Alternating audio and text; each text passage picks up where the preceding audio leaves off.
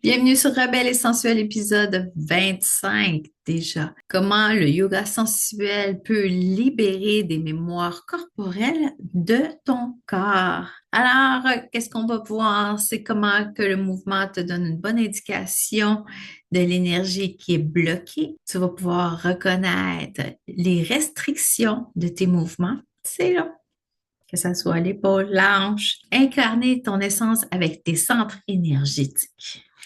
Donc, on va parler de Reiki. Quatrième, tu vas apprendre que le toucher conscient est important, mais surtout avec bienveillance. Et le cinquième, se reconnecter à son corps pour se remettre en toute sécurité. Alors, on se retrouve après l'intro. Bienvenue sur Rebelle et Sensuelle, le podcast où tu explores ta sensualité et ta sexualité sans tabou. Je suis Geneviève Bessette et à chaque semaine, je t'accompagne pour te reconnecter à ton corps et vivre avec plus de liberté. Que tu sois en quête de connaissance de soi ou en pleine guérison, ce podcast est pour toi. Ensemble, avançons avec amour et empowerment. Donc, comment le yoga sensuel peut t'aider à libérer les mémoires corporelles? Alors, c'est pour ça que j'ai utilisé le yoga, pas juste en tant que professeur de yoga, mais j'ai appris à ralentir dans le yoga et dans ma formation, j'ai vu les effets multiples que le yoga et le corps sont interconnectés. Le mot yoga veut dire connexion entre la tête et le corps. Et beaucoup de personnes encore font ça avec leur tête et pas avec leur corps. Donc, aussi l'importance du Shavasana, quand je dis souvent à la fin des séances, tu as fait le yoga avec ta tête, maintenant laisse ton corps intégrer parce qu'il est plus long à comprendre. Alors, pourquoi le yoga sensuel peut t'aider à libérer tes mémoires corporelles? Oh, je me suis basée sur beaucoup de méthodes et aussi dans du yoga plus traditionnel, danse exotique, la respiration. Je vais stimuler tous tes aspects de ton corps avec ces outils pour pouvoir faire une libération et une transformation beaucoup plus profonde. Alors, le yoga sensuel, c'est une session de 13 cours pour t'amener tranquillement à incarner davantage ta féminité. On a ces 13 cours sous forme de rituels où je t'amène des prises de conscience, de la respiration, de la méditation, des mouvements spécifiques pour tes centres énergétiques, la danse, du yoga danse, la méditation qui est en fait aussi du yoga nidra. Donc, c'était la première forme de yoga et c'est un yoga méditatif. Donc, les postures sont venues bien après. Et on va aussi apprendre à se célébrer. En tant que femme, c'est pas quelque chose qu'on a tendance à faire parce que on nous a inculqué que se célébrer, être fier de nous et tout ça était vaniteux et prétentieux. Juste des exemples, on se pète les bretelles, la tête est plus grosse que le quart de porte, des trucs comme ça. Donc, surtout dans la génération X, c'est plus difficile de prendre les compliments, d'être fier et de reconnaître qu'on peut aussi inspirer quelqu'un.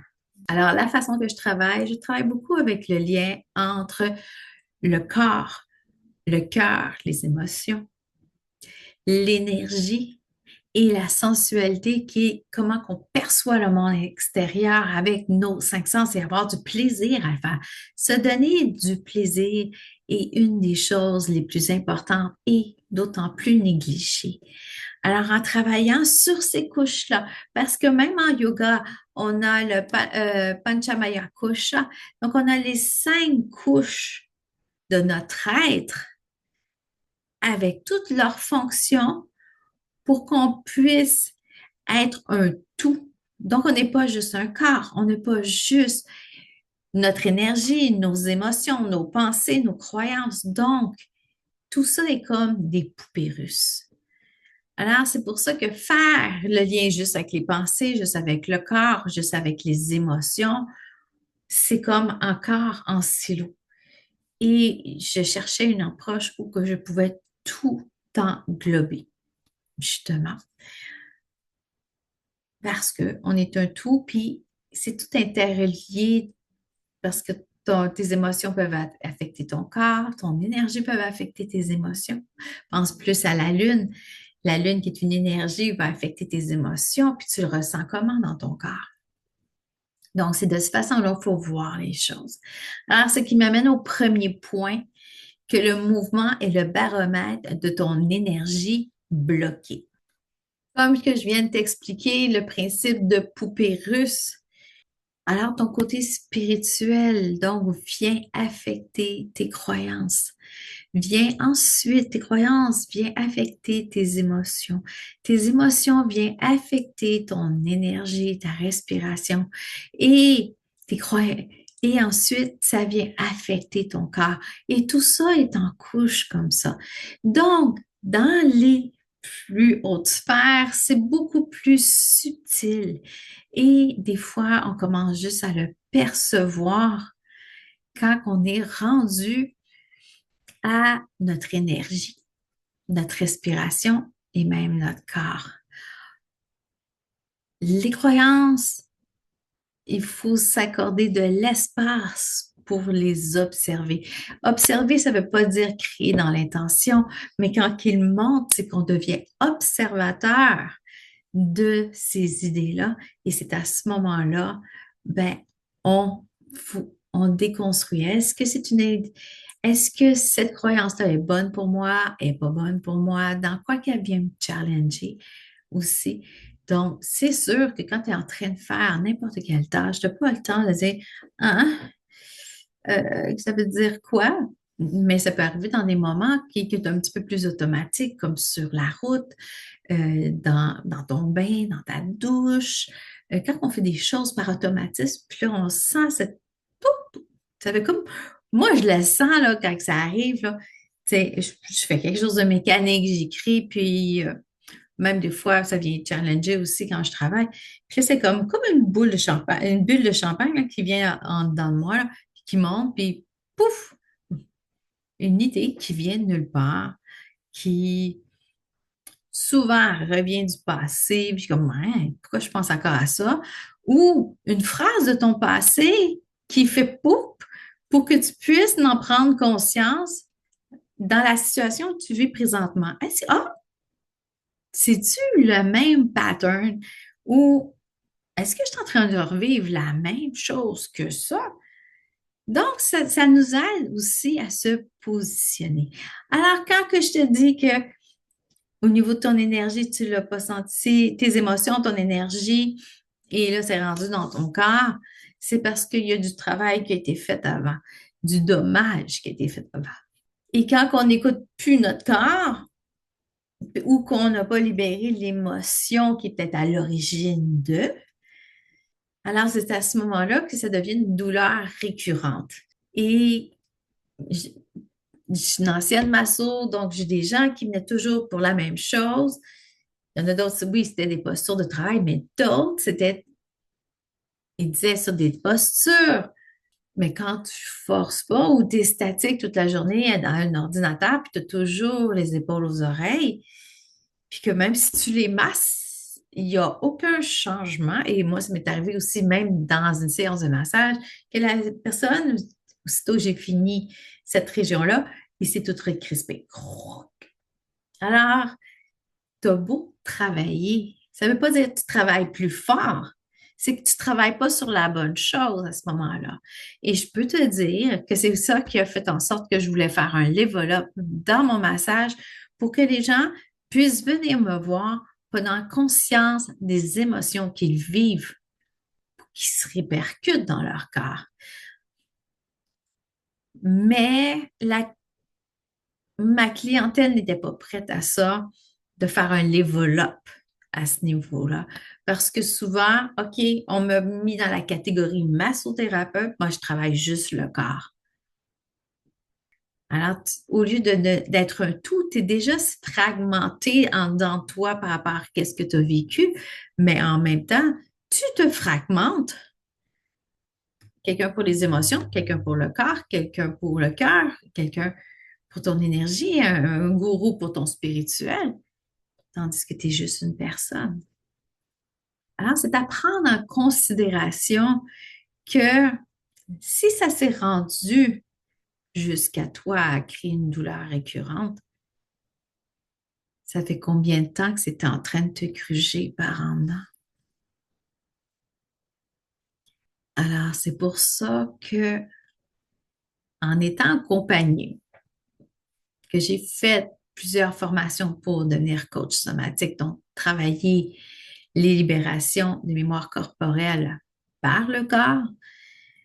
Alors, c'est pour ça que je, je t'amène à, je t'amène et je te guide afin que tu ne sois pas tout seul s'il y a des émotions qui remontent, à t'aider à les regarder, laisser aller, contracter, expandre.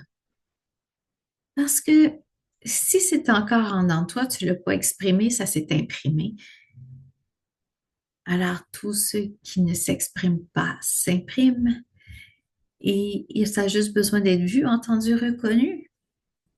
Ça n'a pas besoin de remettre les fautes à ci, à ça, mais de reprendre sa place aujourd'hui, à l'âge adulte, dans cette situation-là. Et aller un peu plus loin que cette personne-là qui est ton adulte.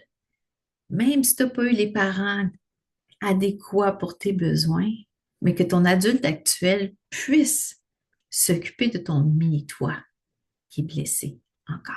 Alors, comment on libère ça? Des mouvements où l'énergie bloque, mais avec des mouvements doux. Ça ne sert à rien d'aller forcer la machine, mais dans la douceur, tu apprends tranquillement à désamorcer cet un sentiment d'insécurité, de peur, que tu t'exposes trop vite. Il faut enlever les pleurs de ta carapace, de tes événements que tu as vécus pour tranquillement aller au centre de toi, qui est ton toi véritable, ton essence sacrée. Alors, j'utilise des mouvements doux, que ce soit aussi dans le yoga sensuel ou dans mes accompagnements pour que tu puisses prendre conscience, voir, reconnaître et libérer ce qu'il y a en dedans de toi. Donc, le monde va dire, ben oui, mais ça prend combien de temps à libérer? Ça dépend à ta capacité de te reconnecter avec ton corps. Pas ici. C'est facile quand la personne est devant moi, que je la vois, je l'amène dans le corps et à un moment donné, hop, l'énergie est revenue dans la tête. Reconnaître les restrictions dans les mouvements qui causent des douleurs récurrentes. Alors, c'est quoi qui est en jeu derrière? Donc, c'est comme je t'ai dit dans le premier, c'était ta capacité à te reconnecter à ton corps. Alors, les reconnaître, c'est de fixer ton attention sur cette partie-là. Comme j'ai dit à une de mes clientes en yoga, je dis, parle-y à ton épaule. Qu'est-ce qu'elle a à dire? Puis, on a tellement peur de se tromper ou de se faire chicaner que tu dis, ben, je suis pas capable de l'entendre. Au lieu de descendre dans ton cœur pour entendre qu'est-ce que ton épaule a à te dire. Je me rappelle, moi, c'est mon épaule gauche, avant qu'il arrive plein de choses avec tout mon bras gauche. Le premier événement, c'était quand j'étais dans ma relation de violence conjugale et que, à un moment donné, c'était beaucoup en réaction avec cette émotion-là, cette tristesse-là. Je me sentais renfermée dans mon cœur, donc mon épaule a tranquillement tourner vers l'intérieur pour protéger mon cœur, pas juste à cause de ma scoliose, mais c'est parce que je vivais des choses très, très intenses. Et là, plus tard, qu'est-ce qui t'est arrivé? J'ai eu une tendinite. J'ai dû arrêter une première fois de masser à ce moment-là. Et ce n'est quand que j'ai été en Thaïlande en 2018, il me semble, c'est ça, 2018. Ben, mon épaule, j'ai eu beaucoup. Je me suis blessée à l'hôpital aussi en 2002 aussi. Alors, il y avait beaucoup d'accumulé dans mon épaule. Elle bougeait pas. Elle revenait toujours dans sa mémoire initiale de protection jusqu'à temps qu'il y ait trois personnes en Thaïlande qui ont massé mon épaule et ils ont essayé beaucoup de choses. C'est à ce moment-là que dans un des soins, son approche a fait en sorte qu'en travaillant sur mon épaule, j'ai pleuré pendant au moins 5 minutes à chaudes larmes. Je libérais des émotions cachées dans mes épaules que j'aurais pu y passer, de pu être là aujourd'hui pour te communiquer tout ce que j'ai subi par la suite. Euh, En tout cas, tout s'est enchaîné aussi. Donc, en Thaïlande, ben, quand que j'ai éclaté en sanglots, mon épaule a retrouvé sa mobilité. Maintenant, je suis au stade de plus. Je suis encore au stade de la renforcer parce que je l'ai protégée aussi suite à ma deuxième blessure en 2021. Mais là, ben, mon épaule, je recommence à lui retrouver de la force, de la mobilité de façon plus équilatérale pour pouvoir être plus solide. Alors, je peux vraiment te dire que les mémoires corporelles jouent beaucoup sur la mobilité d'une partie de ton corps. Puis, je sais que j'ai des shorts aussi sur YouTube où j'expliquais aussi les différents types de personnalités par rapport à chacune des postures et que l'effet que ça a fait dans ton corps. Donc, que tu as vécu une agression, un trauma, euh, des violences, ben, soit la posture de soumission, soit que tu es obligé de foncer pareil donc dans ton affirmation parce que tu veux être vu aussi. Ou quand tu es gêné, caché, tu ne veux pas prendre ta place. Ça aussi, les traits de caractère, tout ça, il y a un lien. Alors, nos émotions, nos pensées, qu'est-ce qu'on vit, affectent autant notre personnalité, comment qu'on devient, et autant au niveau de notre posture, qu'est-ce que l'on devient aussi. Donc, tu peux voir, entendre une personne, ses paroles, puis tu ressens une non-concordance au moment donné avec la vibe de son corps, la posture aussi. Alors, ce n'est pas à négliger. Donc, comme je t'ai dit, le corps était relié avec les émotions, avec ta vitalité, avec tes croyances et avec ton côté spirituel ou ouverture sur ta conscience universelle. Le troisième, incarner son essence avec ses centres d'énergie. Puisque je t'ai dit qu'on était énergie, ça travaille sur l'énergie vitale, mais il existe quand même 7 centres énergétiques principaux. On en a un peu partout, mais on en a 7 principaux, principalement dans l'axe de la colonne. Donc, on a notre conscience universelle au niveau de notre chakra couronne. Je peux te dire aussi qu'il y en a un qu'on ne parle pas souvent, on a Bindu en arrière de la tête qui a rapport avec aussi l'énergie lunaire. On a Ajna, le troisième œil, pour l'intuition et la clarté mentale. On a notre gorge aussi pour dire notre propre vérité.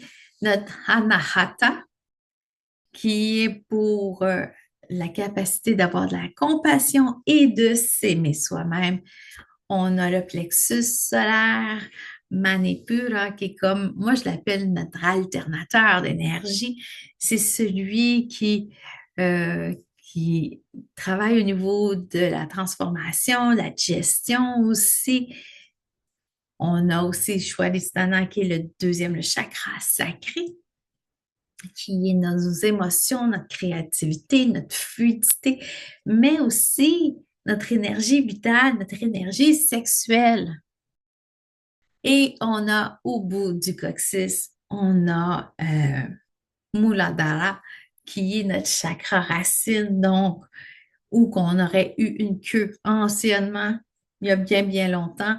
Donc, notre chakra racine, notre chakra de la sécurité. Alors, on est tous interreliés. Chacun de ces centres a ses caractéristiques, comme quand je t'ai nommé. Alors, qu'est-ce qu'on va faire dans le yoga sensuel? On va travailler à travers ces centres énergétiques-là pour pouvoir se centrer en utilisant comme les piliers du tantra, donc le mouvement, le son, la respiration et je rajoute aussi l'énergie. C'est en travaillant sur ces centres-là qu'on va on va pouvoir réveiller débloquer ces centres-là ou réguler ces centres-là pour pouvoir absorber toutes les caractéristiques de chaque chakra. Le quatrième, apprendre à toucher son corps avec bienveillance. Le toucher conscient. Il y a des gens qui n'aiment pas se toucher. Il y en a qui vont dire qu'ils n'aiment pas se toucher les pieds. Il y en a qui vont dire je prends pas le temps de me toucher avec bienveillance. Je mets de la crème, on badigeonne et c'est tout. Mais prendre le temps, prendre conscience de toutes les textures de notre peau, de nos formes, apprendre à aimer notre corps. C'est quand on a de la bienveillance envers soi. Ne rends pas ton amour de soi conditionnel en disant je vais m'aimer quand que je vais avoir perdu du poids. Alors pourquoi tu as un amour conditionnel envers toi? Est-ce que c'est quelque chose qu'on t'a dit dans le passé? Alors, se réapproprier ses sensations dans son corps, ben, ça fait du bien. Ça fait que tu te reconnectes à toi. Tu affines ton écoute de tes signaux de ton corps, la fatigue, mettre tes limites avant que tu te frappes la clôture électrique. Alors, c'est la façon de te considérer. Et apprendre à se toucher, tu peux juste en te mettant de la crème, en te brossant les cheveux, en te savonnant sous la douche aussi. Puis profiter de l'eau qui coule sur notre peau, cette sensation-là enveloppante, bienveillante. Alors que ça soit en te faisant un massage ou en prenant conscience que tu fais des petits gestes de ton quotidien, le toucher a un rôle très, très important dans la régulation de ton système nerveux. Je n'ai pas trop parlé du système nerveux dans mon podcast, mais le système nerveux est avec qu'est-ce que j'utilise pour t'accompagner. Donc, on a le fight, flight, freeze, fawn. Donc, on a fuir, figer, lutter ou faire plaisir, qui sont 4 réactions de survie. Donc, figer, tu tombes dans l'immobilité, fuir et lutter sont dans la mobilisation. Faire plaisir, je pense qu'on pourrait le mettre aussi dans figer. Et on a aussi cette boucle-là que, je suis fâchée, je vais fuir. Ben là, je me sens dans ça. Donc, tu roules dans ce même sens. Donc, il faut passer d'un état de figement à un état de mobilité, à un état qui s'appelle le zen ou être en ventral. Donc, en étant dans le ventral à ce moment-là, on a cette stature d'observateur sur nos émotions, qu'est-ce qui se passe, nos réactions. Et c'est comme prendre de la hauteur. Donc, ce petit saut en parachute pendant que tu analyses la situation et tu choisis de répondre au lieu de réagir. Alors, toucher, c'est une façon de se soutenir, de dire qu'on est là pour nous parce que notre système nerveux, ben, il est arrivé un danger, il s'est protégé. Peut-être parce que tu étais tout seul, puis tu n'étais pas soutenu, peut-être que tu n'as même pas été cru aussi. Alors, c'est important à ce moment-là de réincarner cette sécurité-là en dans toi. Et en quand tu es en période d'insécurité, c'est que tu crois possiblement pas que tu as les compétences d'aller bien et d'être zen. Quand que je parle de sécurité, je te ramène au cinquième, qui est se reconnecter avec son corps pour se remettre en sécurité. Quelque chose de très, très, très important. Si tu n'es pas en sécurité avec toi, tu ne pourras pas faire aucun changement. Aucun changement de tes habitudes, aucun changement dans tes pensées parce que tu es en mode survie, puis la switch est à on pour te protéger. Fait qu'il n'y a rien qui rentre, là. C'est comme si tu aurais pris une carapace. OK, tu t'es mis dans ton bunker pour te faire bombarder, pour pas être atteint. C'est la même chose. Tant que tu n'es pas en sécurité, il n'y aura pas de transformation qui va se faire. Alors, pour se mettre en sécurité, c'est dans notre corps. Notre nerf vague part de la colonne cervicale, va dans ton cœur, va dans tes poumons, dans ton diaphragme, dans tes guts, tes intestins. Tes intestins, c'est ton deuxième cerveau, ton cerveau émotif. Et ça va jusqu'à ton utérus. Alors, se remettre en sécurité, et la clé numéro un à aller chercher, et c'est avec la reconnexion avec ton corps, parce que tu vas apprendre à reconnaître tes sensations pour changer les émotions derrière et ensuite les pensées, et là, ça continue. Alors, si tu veux développer ta sensualité, c'est pour ça que l'importance d'avoir un safe space, un espace sacré, un endroit sécuritaire et bienveillant pour que tu puisses te sentir en sécurité, descendre tes gardes et t'ouvrir à un changement possible. Alors, la sensualité va tranquillement te remettre en sécurité et observer autour de toi qu'est-ce qu'il y en est réellement. Parce que qu'est-ce qui est important, oui, c'est ton moment présent, mais c'est pas dans ta tête que tu vas ressentir l'air sur ta peau. Qu'est-ce que tu sens? Qu'est-ce que tu ressens? Qu'est-ce que tu goûtes? Qu'est-ce que tu vois? Qu'est-ce que tu entends? Alors, si tu veux apprendre à être dans le moment présent, ouvre tes sens. Mais pour ouvrir tes sens, sois en sécurité avec toi. Et quand pour être en sécurité avec toi, aussi une dernière chose, apprends à respecter ton rythme. C'est pas besoin d'être un marathon chaque jour ou un sprint. Et aussi, respecte tes limites. Suis ton flot. Apprends à déléguer. Apprends à te reposer quand c'est le temps. Alors, tout ça pour te dire que aujourd'hui, je suis bien heureuse de t'annoncer qu'il reste moins d'une semaine à Yoga Sensuel. Donc, Yoga Sensuel par sa session le mardi 25 mars à 20 heures à Laval, dans le quartier Sainte-Rose. Donc, je vais te laisser le lien dans la description.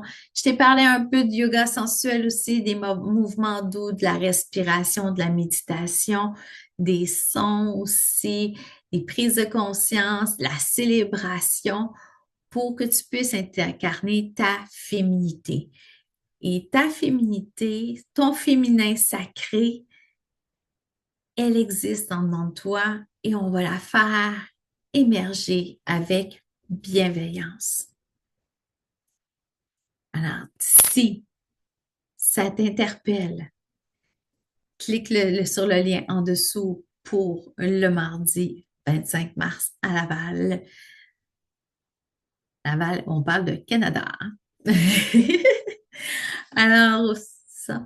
Et il va y avoir d'autres sessions à partir de septembre. Donc, si tu as d'autres propositions, ben écris-moi en dessous aussi, utilise les commentaires ou mes coordonnées. Si tu as un projet à me suggérer. Et si jamais que tu es hors de portée, sache que le yoga sensuel est inclus dans mon programme Temple sacré, 6 mois aussi. Donc, tu vas avoir 10 séances de yoga sensuel inclus dans l'accompagnement 6 mois où je t'apprends à te reconnecter à toi, à ton corps, ta relation avec les autres, avec la communication, avec ton énergie.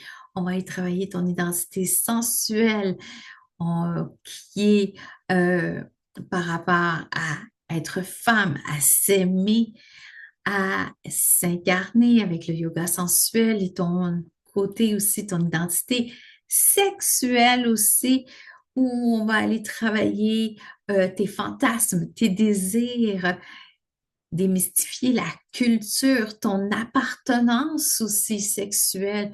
Comment tu vis? Qu'est-ce qui te freine? Tes turn-on, tes turn-off? Et aussi la pratique de l'œuf de Yoni. Donc, tout ça est dans l'accompagnement 6 mois du programme Temple sacré qui comprend aussi le yoga sensuel qui commence mardi le 25 mars à 20h à Laval. Alors, c'était tout pour aujourd'hui. La semaine prochaine, je vais continuer à te parler de l'impact du yoga sensuel, unir ton corps, ton esprit et ta féminité. Alors, comment c'est important. Et je te dis bonne semaine. Merci d'avoir écouté Rebelle et sensuelle jusqu'à la fin. J'espère que cet épisode t'a apporté douceur et clarté. Abonne-toi pour ne rien manquer. Et si ça t'a plu, partage-le dans tes stories en me taguant en commercial genevièvebessette.coach. Je te retrouve la semaine prochaine pour un nouvel épisode où nous poursuivrons ensemble ce beau chemin vers ta liberté intérieure. À très bientôt.